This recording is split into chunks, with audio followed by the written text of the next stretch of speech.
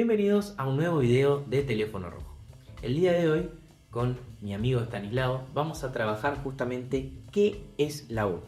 Es organización internacional de las más conocidas que existen y por los cuales mucha gente se interesa en nuestra disciplina.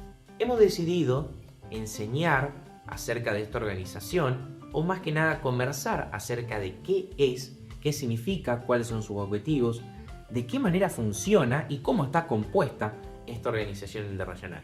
Justamente porque la semana pasada estuvo la 80ª Asamblea General de las Naciones Unidas. Es decir, justamente ONU tiene 80 años de existencia.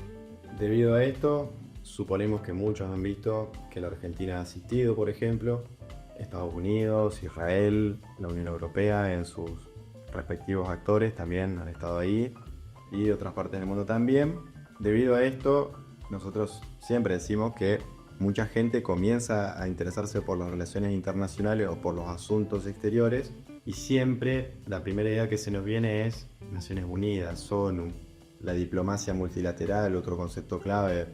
Entonces, en base a toda esa información de la cual nos dimos cuenta que está circulando últimamente, y más que nada por la semana pasada que se dieron todos estos acontecimientos, en un marco en el cual, por ejemplo, la comunidad internacional se está posicionando respecto a la temática Hamas, Palestina, Israel, que no es menor, decidimos hacer este video. ¿Cuál es la mejor manera de iniciar un video así, de un tema que por ahí puede llegar a ser pesadito? Haciéndolo sencillo y primero yendo a lo conceptual. Por eso anotamos ahí en el pizarrón, como pregunta guía del episodio, ¿qué es la ONU? Bueno, primero el nombre, Organización de Naciones Unidas. Ahora, ¿qué es esto?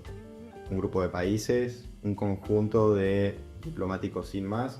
El único lugar donde podemos trabajar nosotros. La única salida laboral de un licenciado en Ciencia Política o Relaciones Internacionales. Y la verdad que hay mucho desarrollado sobre el tema, aunque no se conoce tanto. Así que una buena manera de comenzar el video es utilizando, acá vamos a agradecer a los profesores María Alejandra Perezuti y Virgilio Jiménez Grotter. Ellos nos han dado diversas materias en la carrera, pero particularmente diplomacia multilateral y organizaciones internacionales de cuarto año de la licenciatura, donde utilizamos un manual particular de referencia muy consultado de un curista español. Los españoles desarrollan mucho respecto a nuestra temática. Ya en el episodio anterior con Esther Barbé, San Abuja y demás lo veíamos. Y en particular, Manuel Díez de Velasco se desempeña como jurista, particularmente como jurista internacional o de Derecho Internacional Público, rama del derecho que se conecta con el tema de hoy y con las relaciones internacionales. En el manual de Díez de Velasco se canoniza una definición de organizaciones internacionales gubernamentales, mejor conocidas como OI o OIG, se puede ver ahí, si es que se ve, creo que sí, la cual dice: una organización internacional es una asociación voluntaria de estados establecida por un acuerdo internacional, dotada de órganos permanentes, propios e independientes, encargados de gestionar unos intereses colectivos y capaces de expresar una voluntad jurídicamente distinta a la de sus miembros. Díez de Velasco, 2008, página 33. En otras palabras, esta organización es justamente lo que nos quiere definir Díez de Velasco, es que justamente son sujetos de derecho internacional, es decir, que poseen personalidad jurídica propia. ¿Esto qué quiere decir? Bueno, que son sujetos de adoptar decisiones, de firmar tratados, de resolver disputas y en muchos casos también de ingerir en el comportamiento de los estados, porque justamente están integradas por estados, que esa es una de las características de las organizaciones internacionales. Nosotros también, cuando hablamos de este tema, siempre uno tiene que tratar de dibujar o con la creatividad de imaginarse una línea temporal histórica en la cabeza, en la cual se presenta siempre finales del siglo XIX, consolidación de los estados europeos, Primera Guerra Mundial, periodo entre guerras, Segunda Guerra Mundial y luego Guerra Fría. ¿Esto para qué? Para entender que la ONU, la Organización de Naciones Unidas, no es un intento de la comunidad internacional nuevo, pero sí en su momento fue sui generis, o primero en su género, en el sentido que establece, como dice Tommy, una persona jurídica internacional que encarna una organización internacional gubernamental, comprendida por actores estatales. Esto es relevante debido a que no es la primera, no es el primer intento, pero sí es la primera que tiene estas características que vamos a charlar hoy. Como bien la anticipó Stalin, esta no es la primera de las organizaciones internacionales que se intentó justamente crear. La primera, de hecho, fue en este periodo entre guerras que menciona Stalin, luego de la Primera Guerra Mundial, el cual fue Sociedad de Naciones, que, como previamente habíamos trabajado en el video anterior, cuando mencionamos los 14 puntos de Wilson, justamente el punto número 14 era la creación de una organización internacional que promueva la paz y el desarrollo colectivo. Justamente, Sociedad de Naciones fracasó en el intento. ¿Por qué? Porque no pudo evitar lo que va a venir después. Cuando nosotros denominamos el periodo entre guerras, es ese periodo luego de la Primera Guerra Mundial y previo a la Segunda Guerra Mundial. Entonces, Sociedad de Naciones justamente surgió en ese contexto, luego de la Primera Guerra Mundial, para promover la paz, como dije anteriormente. Obviamente, y con el diario del lunes podemos entender que no cumplió con su objetivo. Justamente, si quería promover la paz, no se dio porque lo que hizo, no la organización, pero no pudo evitar justamente la Segunda Guerra Mundial. Por eso muchas veces hay algunos autores que mencionan que Sociedad de Naciones, la primera, solamente fue un club de vencedores, en lo cual, dato curioso, Estados Unidos, como dijo el Tom, que la impulsó, luego no fue miembro porque esa iniciativa de Wilson no fue aprobada por el Senado estadounidense, el cual, como otro dato de color, a comparación de Argentina, tiene más poder en cuestiones de asuntos exteriores que nuestro Senado, particularmente, porque la Carta Magna Argentina lo ordena así. Y volviendo al tema, como fracasa el primer intento de establecer una paz o promover una paz internacional, luego de la Segunda Guerra Mundial, debido a los desastres y a las pérdidas humanas que esta genera, se gesta ahora sí la Organización de Naciones Unidas, o UN por sus siglas en inglés. El 26 de junio del 45, es así como 50 países firman la Carta de San Francisco, también conocida como Carta de Naciones Unidas, que entró en vigor el 24 de octubre de aquel año. Desde entonces, esta organización internacional gubernamental llamada ONU se convirtió en el principal foro multilateral del planeta Tierra. Hoy cuenta con 193 Estados miembros y actúa prácticamente en casi todos los ámbitos o todos los ámbitos de la vida internacional, desde el concepto que podemos discutir en otro video, la seguridad colectiva, desarrollo sostenible, protección de derechos humanos y cooperación humanitaria. Un dato de color para agregar a esto que nos viene contando Stani es que justamente en su fecha de creación, es decir, en 1945, se dio la particularidad de que eran 51 estados. Hoy tenemos 193 estados miembros reconocidos por ONU, que a su vez tienen una particularidad, es decir, 193 más 2 estados observadores. Esos 2 estados observadores son Palestina, por un lado, y por el segundo, la Santa Sede. Se la suele confundir con el Vaticano, representan a lo mismo, pero hay que diferenciarlo de esa forma. Vamos con los objetivos de la Carta. Siempre es importante cuando hablamos de un sujeto de derecho internacional, intergubernamental, es decir, una organización internacional, tienen que tener una carta constitutiva, que funciona a modo de lo que es una constitución para un país también.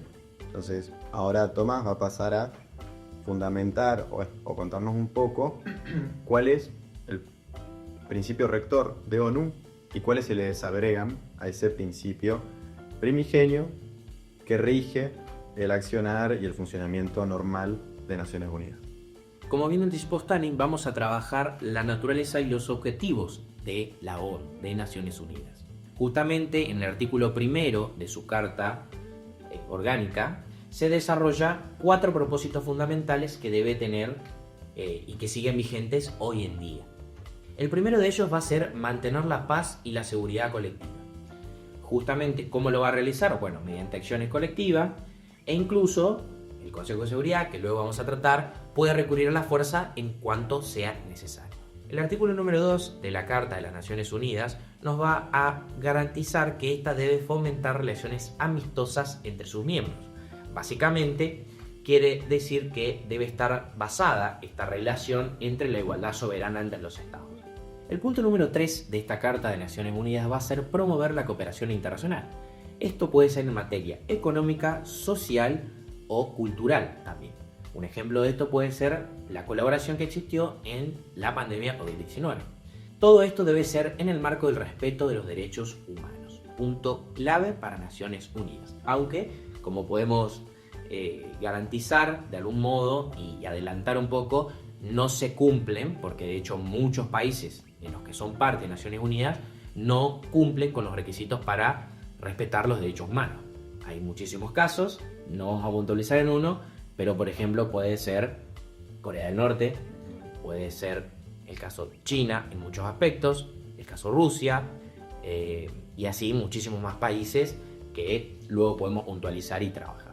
Y por último, el cuarto punto, que es justamente servir como centro de coordinación, es decir, el centro donde todos los estados pueden coordinar y pueden conversar de algún modo sobre los asuntos internacionales. Respecto a esto, como bien decía, siempre hay que tener la línea histórica presente en nuestra disciplina. Hay que pensar que la ONU, más allá de sus fracasos y aciertos, intenta ayornarse, intenta adaptarse y actualizarse a la realidad internacional contemporánea de cada momento dado, no a partir de su creación. Hay muchos problemas que en ese entonces, en el 45, no estaban presentes en la comunidad internacional y hoy sí. Por citar algunos ejemplos, tenemos la Agenda del Cambio Climático, Desarrollo Sostenible, atado a esto los Objetivos de Desarrollo Sostenible para el 2030, derechos de las mujeres, inteligencia artificial, migración, seguridad alimentaria y seguridad global. Esto también ampliado en otras aristas como puede ser salud, como ya dije, alimentación, cuestiones de género y demás. Un claro ejemplo, un ejemplo paradigmático, es la coordinación que se intentó establecer durante la pandemia de COVID-19 y que demuestra un poco la amplitud de la agenda de Naciones Unidas y cómo se va colaborando o cooperando con otros actores estatales distintos o otras organizaciones internacionales distintas también. El artículo número 7 de la Carta de Naciones Unidas nos va a justamente mostrar cómo está compuesta, cómo es su estructura. Básicamente está compuesta por 6 órganos principales. Esos 6 órganos principales, en primer lugar, son la Asamblea General de Naciones Unidas, que luego vamos a profundizar, dicho sea de paso, uno por uno. El segundo punto es el Consejo de Seguridad, el órgano más importante. En el puesto número 3 tenemos a el Consejo Económico y Social. En el punto número 4 tenemos a la Corte Internacional de Justicia. En el punto número 5 tenemos a la Secretaría y en el punto número 6 el Consejo de Administración Fiduciaria. Cada uno justamente, como bien anticipamos, cumple y desempeña funciones completamente distintas dentro de esta organización. Bueno, esto que dijo el Tommy también se conoce como Sistema ONU. Muchas veces nosotros hablamos de Sistema ONU porque ONU no es un solo lugar, sino que es una organización internacional, lo vamos a decir reiteradas veces, pero es importante porque esto nos ayuda a comprender que está vertebrada por órganos, es decir, existe gracias a distintos órganos y entidades que conviven dentro de este sistema. La más conocida o la que nosotros solemos ver en películas o fotos es la Asamblea General, que tiene su sede en Nueva York, en la ciudad de Nueva York, Estados Unidos, y se lo considera como el órgano deliberativo por excelencia, por antonomasia de Naciones Unidas. Ahí están representados todos los estados miembros con igualdad jurídica y cada estado tiene un voto sin importar su tamaño, población o poderío militar. En concreto, se reúnen una vez al año en sesión ordinaria en la ciudad de Nueva York, donde se discuten cuestiones globales como paz, desarrollo, derechos humanos, cooperación internacional. ¿Qué potestades tiene la Asamblea General? Formular recomendaciones a los estados o al Consejo de Seguridad, es decir, se elevan al Consejo de Seguridad, aprobar el presupuesto, admitir nuevos miembros o elegir a los miembros no permanentes del Consejo de Seguridad, al Secretario General, junto al Consejo, y a los jueces de la CIJ. Siempre que intentemos entender cómo funciona la ONU, tenemos que hacer el ejemplo de la división de poderes de un Estado. Siempre vamos a encontrar el poder ejecutivo, el poder legislativo y el poder judicial en una república. Bueno, si bien no es tal cual, esta idea nos sirve para ir poniendo las piezas de ONU en su lugar. Entonces, la Asamblea General cubriría este lugar de poder legislativo que tendría el Congreso en un estado de nación. Continuando justamente con lo que nos venía contando Stani, cabe destacar que, como bien anticipó, la Asamblea General se reúne una vez al año. En realidad tiene su sesión ordinaria que inicia el tercer martes de septiembre de cada septiembre a lo largo de los años. Por eso es que la semana pasada vimos justamente la 80ª Asamblea General de Naciones Unidas, porque justamente tiene 80 años. Recordemos que nació en 1945, bueno, a 2025 justamente tiene 80 años. Luego, la Asamblea General en realidad va trabajando en lo que son sesiones ordinarias o sesiones especiales a lo largo del año cuando así lo requiera. Pueden ser convocadas por el Consejo de Seguridad o pueden ser convocadas, por ejemplo, por mayoría simple. Si solamente un Estado quiere convocar, bueno, requiere la mayoría simple, es decir, la mitad más uno de todos los participantes de la Asamblea General, es decir, de los 193 Estados.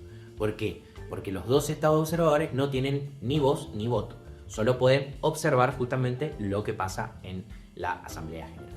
Otro dato muy importante de la Asamblea General de las Naciones Unidas es que justamente sus resoluciones no son vinculantes, solamente tienen un peso simbólico y moral del cual se van a desprender.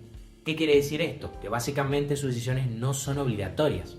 Por más de que se voten con amplia mayoría o en unanimidad, bueno, justamente no son obligatorias. No te pueden sancionar por no cumplir estas resoluciones que existen. Sumado a esto, volvemos a este paradigma de la república en un estado. Ya vamos viendo que la Asamblea General efectivamente se comporta como si fuese un congreso, un poder legislativo. Y ahora pasamos al Consejo de Seguridad.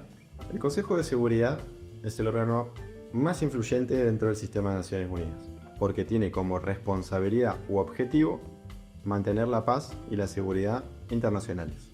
Tiene 15 miembros, de los cuales 10 son rotativos y 5 son permanentes.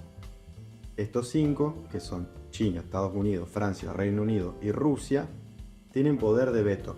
Es decir, que si uno de ellos vota en contra de una toma de decisiones de los otros 4, esa decisión se cae. Como dato de color, uno puede afirmar, uno puede abstenerse, que no significa vetar, o también puede vetar. O puede votar en contra sin vetar. O puede votar en contra sin necesidad de veto. El Consejo de Seguridad, como bien dijo Stani, tiene 10 miembros no permanentes. Eso, como bien lo anticipamos, los elige la Asamblea General.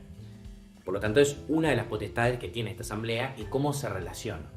Estos miembros van variando año a año dependiendo de cómo son votados o no, o cómo son elegidos o no por la Asamblea General.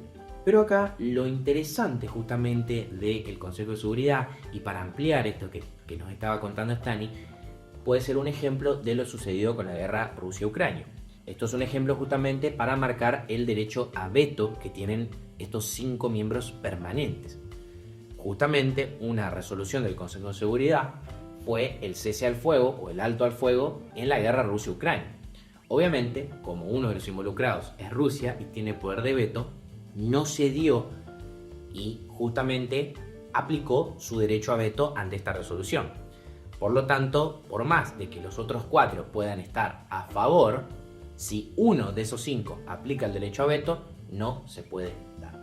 Bueno, siguiendo también hay ciertas características de lo que sucede en lo cotidiano, como decía Tommy. Estas son, o más bien, hitos que pueden ser realizados por el Consejo de Seguridad, que van desde imponer sanciones económicas o diplomáticas a actores estatales específicos, crear tribunales internacionales ad hoc, aunque no se hace más en la práctica, caso paradigmático Ruanda o ex Yugoslavia, autorizar el uso de la Fuerza Armada para la legítima defensa, esto es importante, y desplegar operaciones de mantenimiento de la paz también. Cito algunos ejemplos históricos.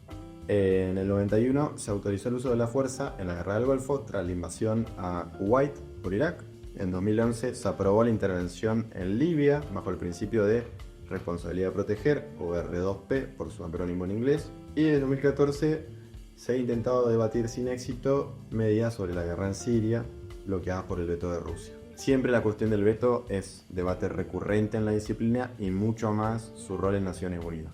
Este concepto, que bien nos dijo Stanis recién, de responsabilidad de proteger, es un concepto que vamos a ampliar en otro video porque da justamente a discutir qué es esto que interviene, ¿no? El Consejo de Seguridad.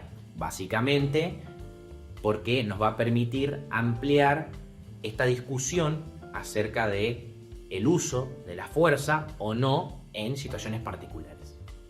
Otro órgano importante, aunque ya mencionamos los dos más interesantes, es el Consejo Económico y Social, o ECOSOC, que coordina la cooperación internacional en áreas económicas, sociales, culturales, educativas e inclusive sanitarias, a pesar de la existencia de la OMS, Organización Mundial de la Salud, o otra organización aparte.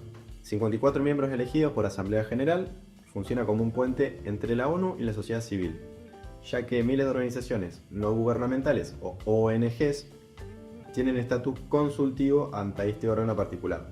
Básicamente lo que puede hacer el Consejo Económico y Social, o lo que hace, mejor dicho, es combatir justamente la lucha contra la pobreza, promover cuestiones de igualdad, no solo económicas, sino en cuestiones de género, por ejemplo, y justamente promover el desarrollo sostenible. Obviamente esto va alineado a por ejemplo, a lo que se conoce como la Agenda 2030 o, por ejemplo, los Objetivos de Desarrollo Sostenible. Cabe destacar que justamente el Consejo Económico y Social no actúa de manera unánime, sino que justamente actúa en conjunto con otras organizaciones como lo puede ser la OMS, el FMI o la FAO, por ejemplo, entre otros. Pasando a lo que sería el Poder Judicial, si hablásemos de un Estado-Nación, en el Estado de Derecho, pasamos a lo que es la Corte Internacional de Justicia o CIJ, distinta a la CPI o Corte Penal Internacional. Esto hay que tenerlo siempre claro. Y en concreto, esta corte está compuesta por 15 jueces elegidos por la Asamblea General y el Consejo de Seguridad. Además, esta corte, este órgano, tiene la potestad de emitir opiniones consultivas, también conocidas como opinio iuris, manuales de derecho internacional público, que al igual que las resoluciones no son vinculantes, pero orientan la interpretación de la jurisprudencia del derecho internacional público. Casos emblemáticos de este tipo de opiniones consultivas: disputa marítima Perú y Chile en el 2014, fallo sobre la soberanía de las islas Pedra Branca 2008, o reciente la causa Ucrania-Palestina por violación de la Ucrania-Rusia, por la violación de la Convención contra el Genocidio de 2022. El quinto órgano de Naciones Unidas es justamente su secretario. Básicamente es el órgano administrativo y operativo de la ONU. Está compuesta justamente por el secretario general. Hoy en día es Antonio Guterres. Cabe destacar justamente que este tiene un mandato renovable por solo una vez de 5 años. Es decir, que puede estar justamente un total de 10 años a cargo de la secretaría.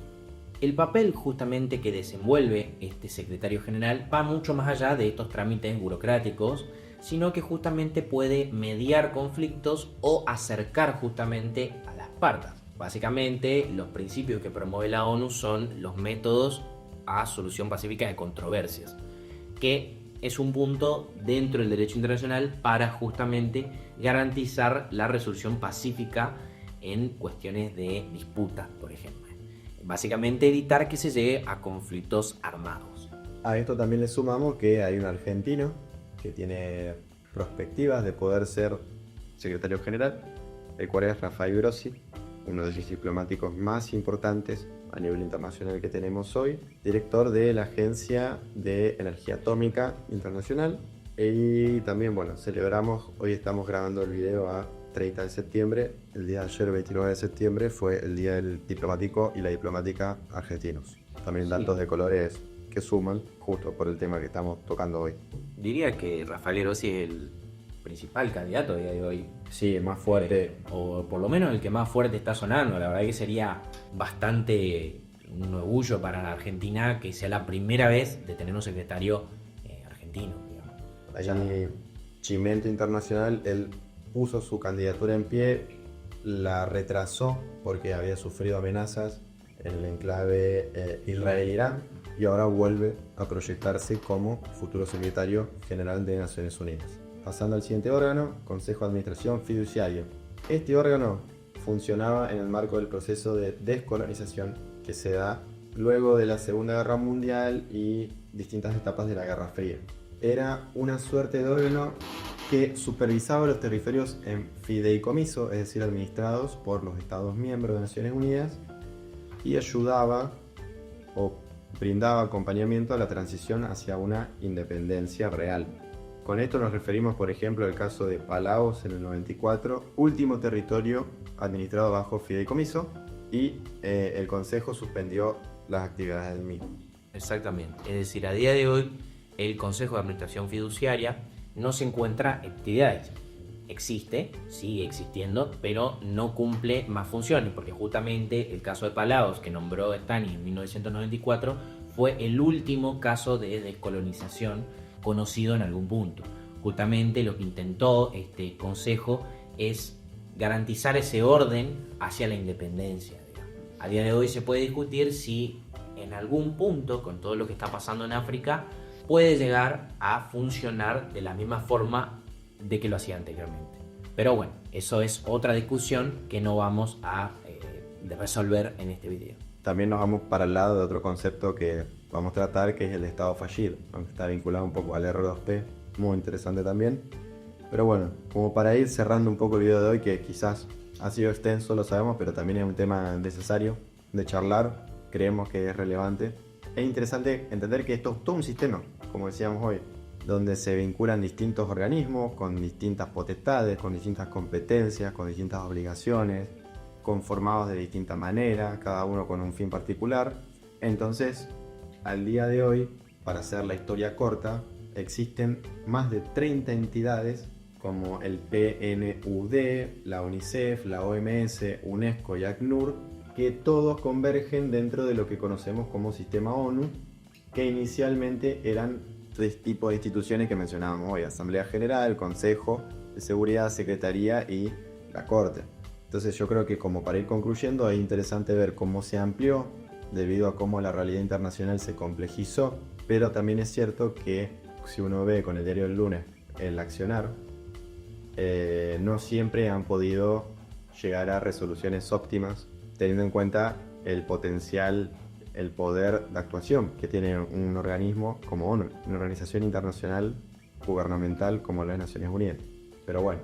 Justamente, a día de hoy se discute mucho acerca de por qué ONU no puede parar ciertos conflictos, cuál es el poder que tiene y demás. Obviamente, ONU no tiene la capacidad directa de poder influir en todas las decisiones de política exterior de los países. Justamente la ONU no es un gobierno mundial, sino más bien es ese centro neurálgico justamente del multilateralismo, donde todos los estados tienen voz y voto. Recordemos que en esta Asamblea General de Naciones Unidas todos los estados tienen un voto y todo ese voto vale lo mismo. Obviamente esto entra en discusión con la potestad que tienen los del Consejo de Seguridad.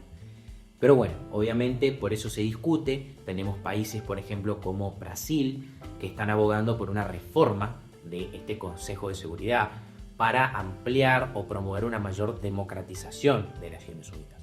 Obviamente es una organización internacional con muchos problemas, de los cuales se discuten diariamente, como bien mencionamos en la disciplina. Pero bueno, depende también la teoría en la que uno se apoye acerca de las relaciones internacionales, o directamente con lo que uno ve acerca de la realidad, es que uno va a desprender una opinión.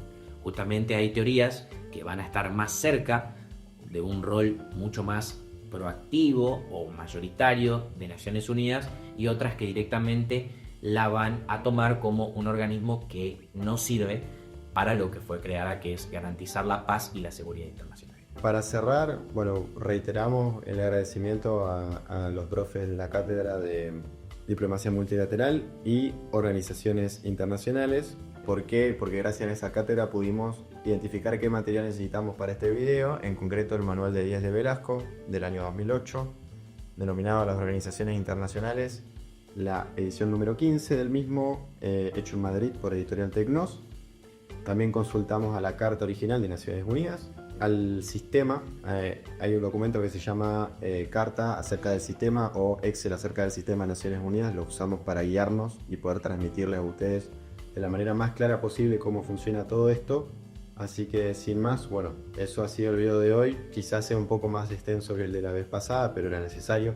Lleva tiempo este tema. Así que bueno, estamos atentos a los acontecimientos internacionales, estén atentos al teléfono rojo y nos vemos en un próximo video también.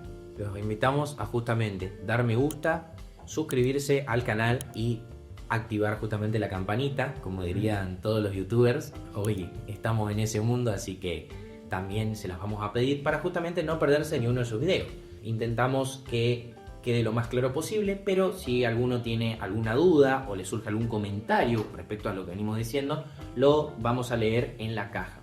No olviden justamente compartirlos con sus amigos y, como dijo mi compañero, estén atentos al teléfono rojo. Nos vemos.